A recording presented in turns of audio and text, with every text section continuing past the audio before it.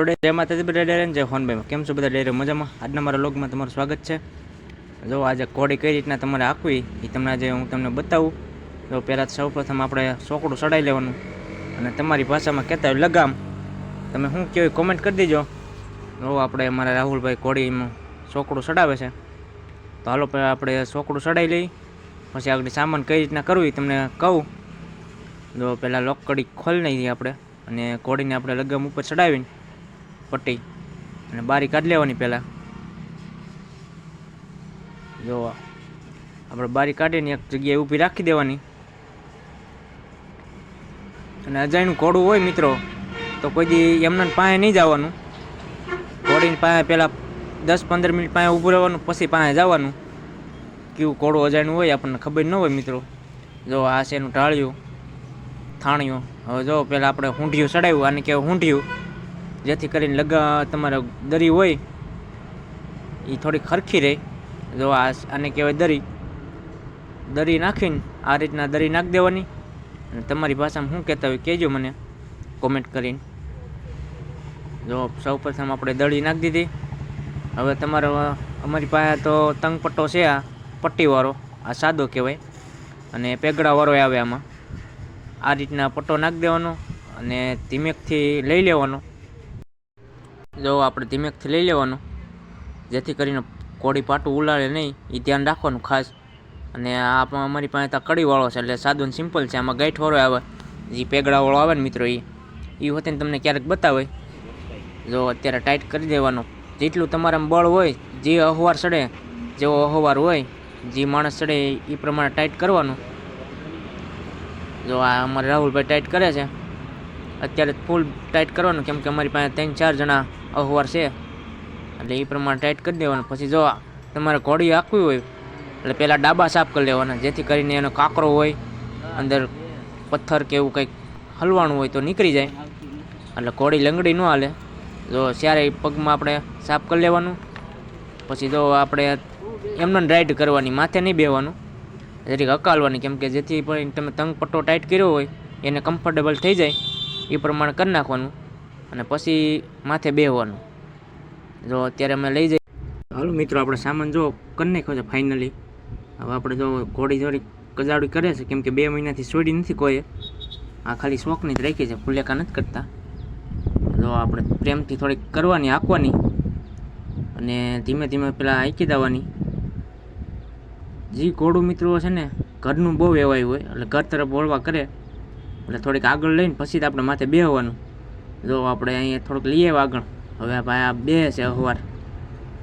જો આ રીતના ચડી જવાનું અને કોઈ દી પેગડામાં પગ નહીં નાખવાનું, કેમ કે ઘોડી ભડકે અચાનક ભાગે તો પેગડામાં પગ નીકળી જવો જોઈએ, તો જ એ રીતના નાખવાનો. જો આપણે રોડે ચડાવી દીધી છે. કાચા રસ્તામાં એને બહુ મજા આવે હાલવાની, એટલે આપણે રસ્તે ચડાવ્યું છે. આગળ હાઈવે ઉપર ચડાવી દેવું. જો અત્યારે હાંકી જાય છે. અત્યારે રેવલમાં ફૂલ રેવલ છોટી ગઈ છે. ઘોડું તમારે હંમેશા છે ને લગામ માથે ચાલવું જોઈએ, ઈશારા માથે. ઘોડું ગમે ત્યાં વળી ન જવું જોઈએ અને લગામ કડક પકડવાનું, તમારે બેલેન્સ રાખવાનું. જો આ ભાઈ અત્યારે આપણે જાય છે. ઘોડી એની રાંગમાં ચાલી જવી જોઈએ, જે બાજુ કેવી બાજુ વળવી જવી જોઈએ. જો આપણે ઘોડી હાંકી જાય છે ટાણે. જો રેવલમાં જ પાછી વળી જવી જોઈએ અને ક્યાંય બહુ લાંબો વળાક આવે તો જ આપણે ધીમી પાડવાની, નકર રેવલ તૂટવા નહીં દેવાની, નકર ખઈ હાલવા મળે. જો અત્યારે જો આ ભાઈ રસ્તે ચડાવી દીધી છે.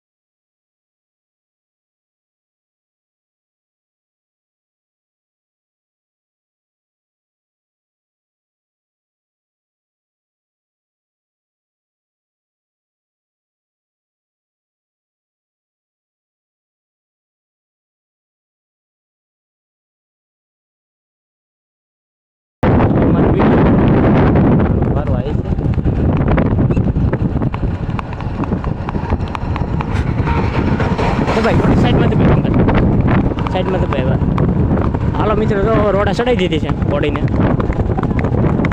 રાહુલભાઈ ઘોડી આપતા આવો વિડીયો ઉતારો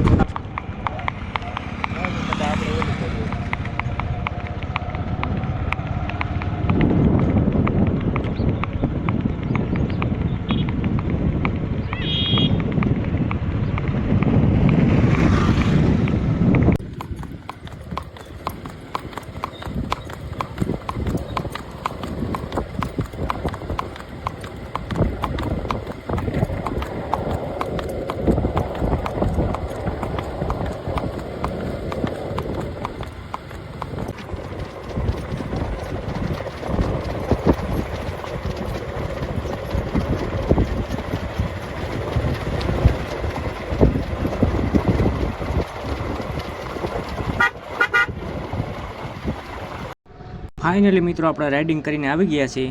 જો પહેલાં આપણે એમને નાખવાની થાળી એટલે એનો ઠાક હોય પરસેવો હોય એ ફૂંકાઈ દેવા જોઈએ. પછી સામાન છોડવાનો જેથી કરીને એને કાંઈ પેટમાં પ્રોબ્લેમ ન થાય. જો આપણે થોડીક ફૂંકવી નાખી છે, પરસેવો નીતરી ગયો હતો એટલે એ ફૂંકાઈ ગયો. પછી આપણે ધીમેકથી ટંગ પટ્ટો ઢીલો કરવાનો. જો આ પછી સામાન ઉતારી લેવાનો અને ઘોડી તમે હાંકીને આવ્યો હોય લાંબી તો એને નવડાવી દેવાની. હરખી સાફસૂફ પરસેવો ફૂંકાઈ જાય પછી જ નવડાવવાની. જો હજી થોડોક પરસેવો છે આપણે દરી હેઠે. જો આપણે નવડાવવાની તૈયારી ચાલુ છે અત્યારે. જો પાણી બધું કમ્પ્લીટ કરી રાખી ત્યાં ફૂંકાઈ જાય.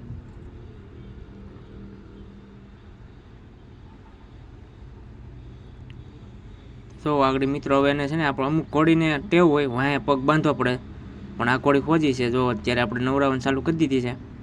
હાઈ ક્લાસ નવરાવી દે એટલે ઠાક હોય જેટલો એ ઉતરી જાય.